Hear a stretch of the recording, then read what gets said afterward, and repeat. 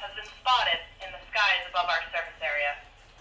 The object was first seen in the west, heading over the towns of Bradford, Washington, Deering, Hillsborough, and Henniker.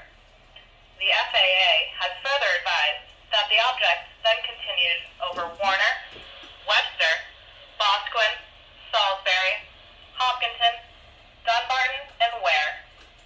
The object was lost for a short time over Concord, but was spotted again to the south over Bow, Hooksett, Allenstown, and Pembroke.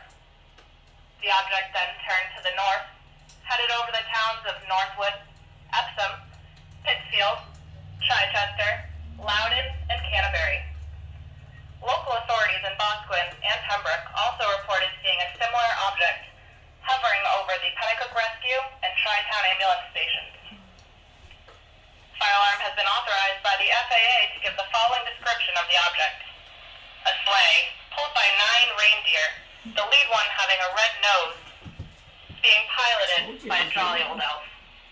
An anonymous source reports that the sleigh contains numerous sacks full of toys. If you see this object, you should immediately get into bed and go to sleep. The dispatchers here at Concord Fire Alarm wish you all a Merry Christmas